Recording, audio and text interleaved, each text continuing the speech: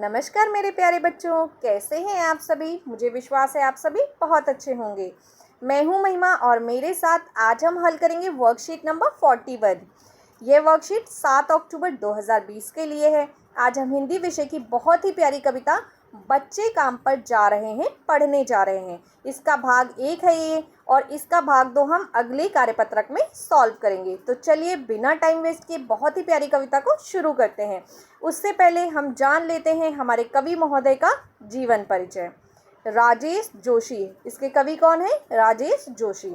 राजेश जोशी का जन्म मध्य प्रदेश के नरसिंह जिले में सन 1946 में हुआ था। राजेश जोशी ने एमएससी और एमए की डिग्रियां हासिल की और फिर एक बैंक में नौकरी करने लगे।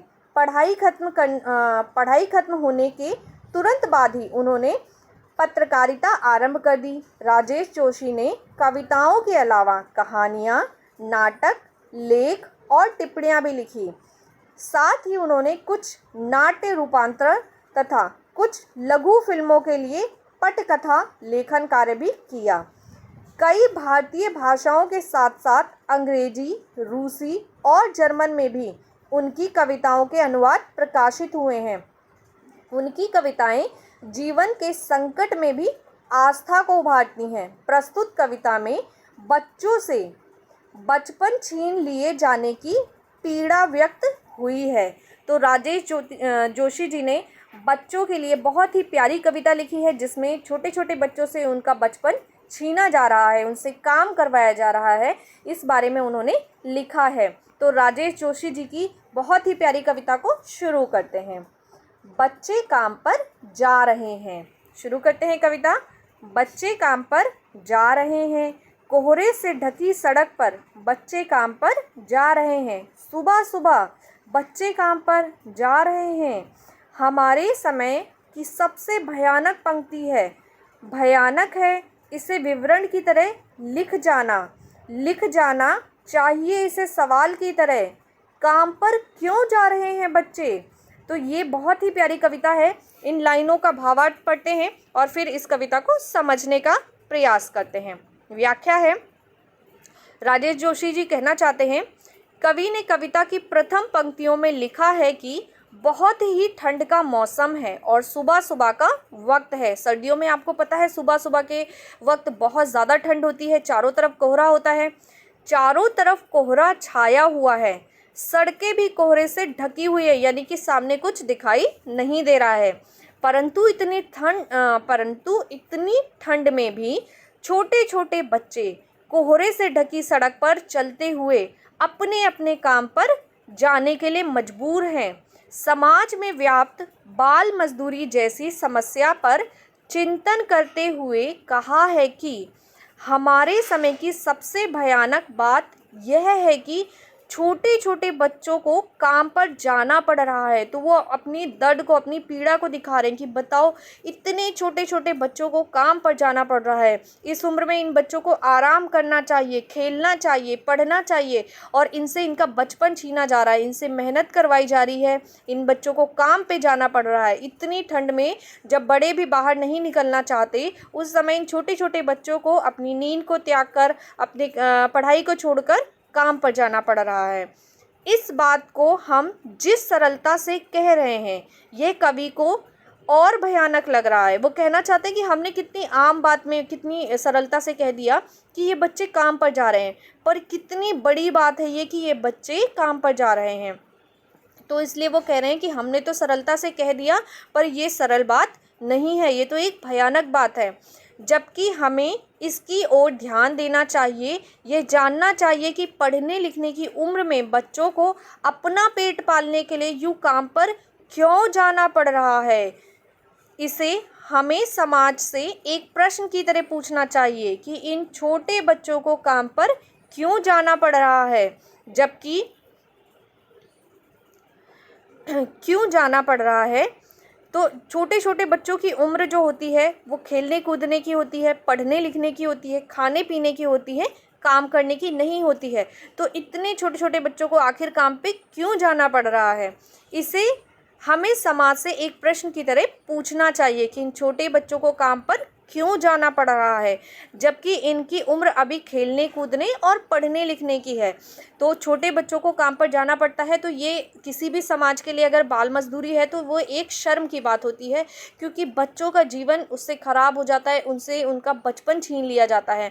आप लोगों ने भी कई बार देखा होगा कि आप अपने पापा मम्मी के साथ कहीं बाहर जाते हैं और सर्दियों के दिनों में आपने देखा होगा छोटी छोटी चाय की दुकानों पे छोटे छोटे बच्चे चाय लोगों को दे रहे होते हैं। आप सोचिए कि उन लोगों ने कैसे फटे से स्वेटर पहने होते हैं, उनको ठंड लग रही होती है, बच्चों के हाथ कपकपा रहे होते हैं, और ऐसी सिचुएशन में सोचिए हम लोगों ने इतने अच्छे हैवी स्वेटर्स पहने हुए हैं, हम अपने पेरेंट्स के साथ जाते हैं, गाड़ियों में जाते हैं, उसके बाद हम ऐसे बच्चों को देखते हैं तो हमें खुद को कितना गलत महसूस होता है कि हमारे समाज में कितनी गलत चीज़ें हो रही हैं। तो बिल्कुल वही अपने दर्द को बयां करने की कोशिश की है राजेश जोशी ने इस कविता के माध्यम से। चलिए इस कविता पे आधारित प्रश्नों को देख लेते हैं। हमसे पहला प्रश्न पूछा गया है, कविता की पहली 2 पंक्तियों को पढ़ने के बाद आपके मन में क्या विचार आते हैं, लिखिए। प्रश्न नंबर 2, काम पर क्यों जा रहे हैं बच्चे? प्रस्तुत पंक्तियों में कवि इसे प्रश्न के रूप में क्यों देखता है? प्रश्न नंबर 3, आपने बच्चों को कब कब और कहाँ कहाँ काम करते हुए देखा है?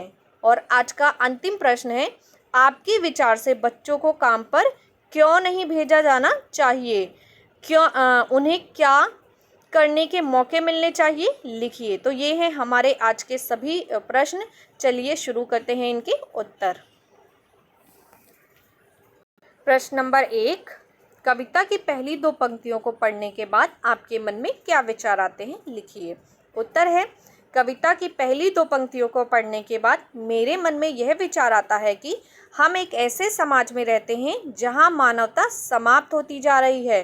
बाल मजदूरी हमारे समाज के लिए एक श्राप की भांति है।